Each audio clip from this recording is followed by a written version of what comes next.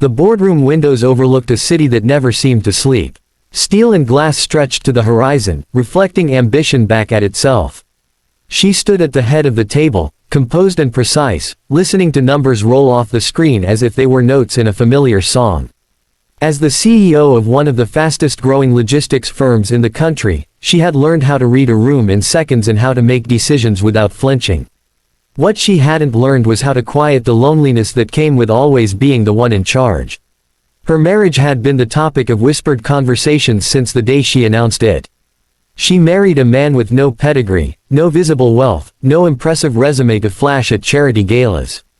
He worked odd jobs, preferred worn jackets to tailored suits, and smiled like someone who had nothing to prove.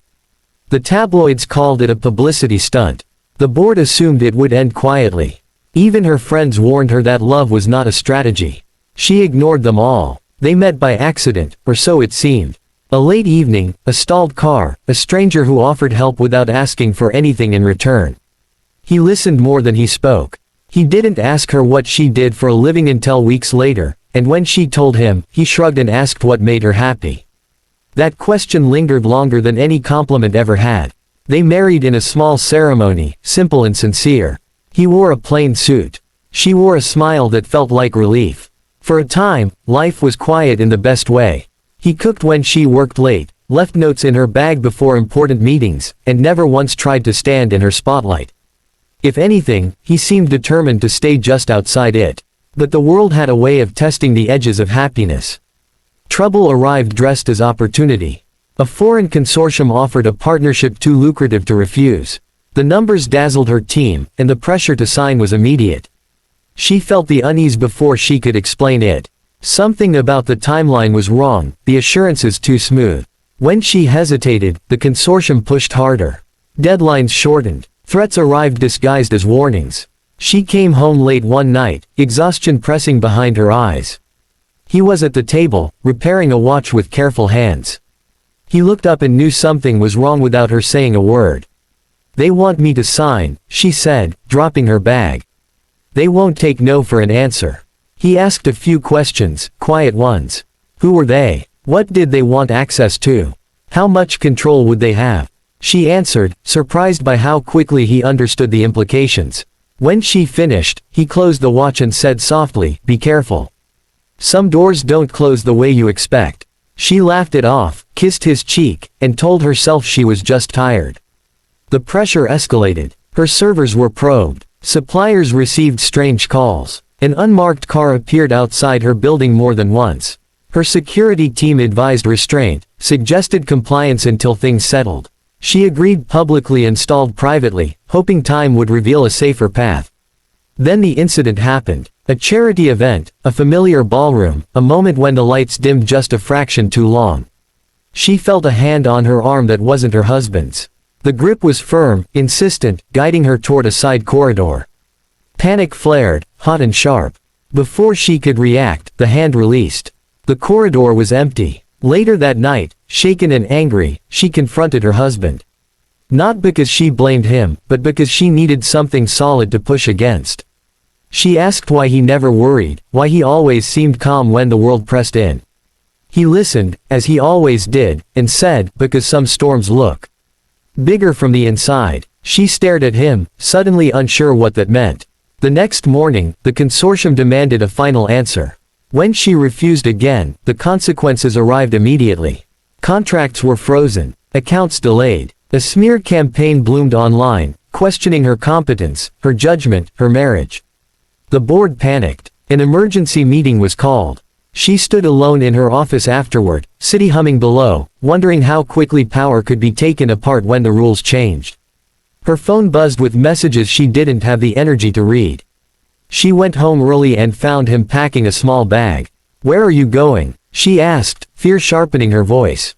"Out," he said. For a little while, she wanted to argue, to demand explanations, but something in his eyes stopped her. It wasn't distance. It was resolve. That night, the city slept.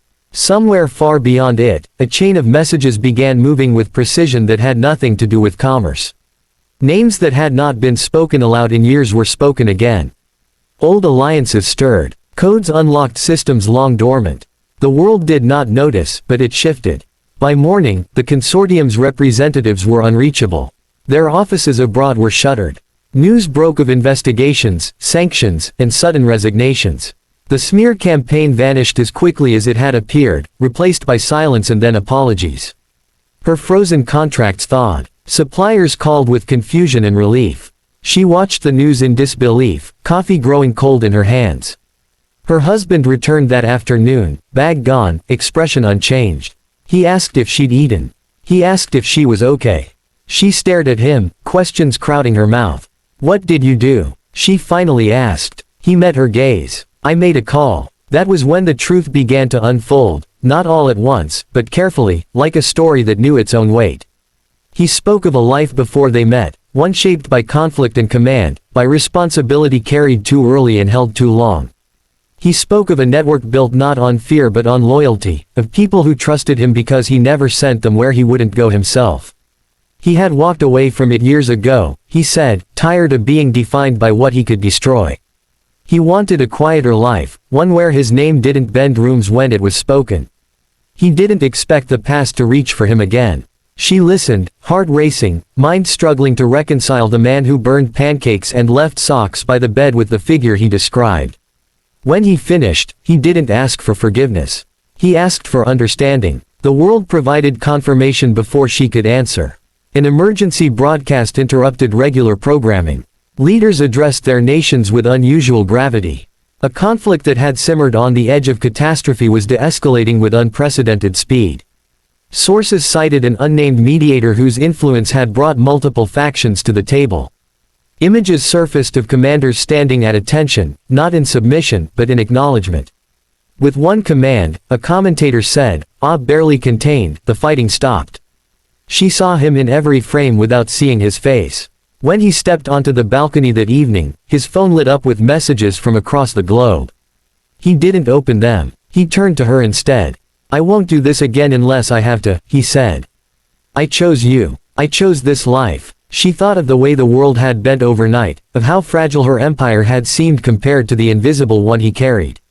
She realized then that power wore many disguises, and the most dangerous kind often chose silence. Days later, they attended a board meeting together. The room shifted when he entered, though no one could say why. Questions were asked, partnerships re-evaluated, strategies rewritten. She spoke with clarity, backed by a confidence that felt earned twice over. Afterward, alone in the elevator, she laughed softly. "They still think you're just my husband." He smiled. "I am." The city resumed its rhythm. Headlines moved on. The world pretended nothing extraordinary had happened. But she knew better. At night, when the windows reflected two figures instead of one, she understood the truth she had married into. She had chosen love without armor, and in doing so, she had found a protector who needed none.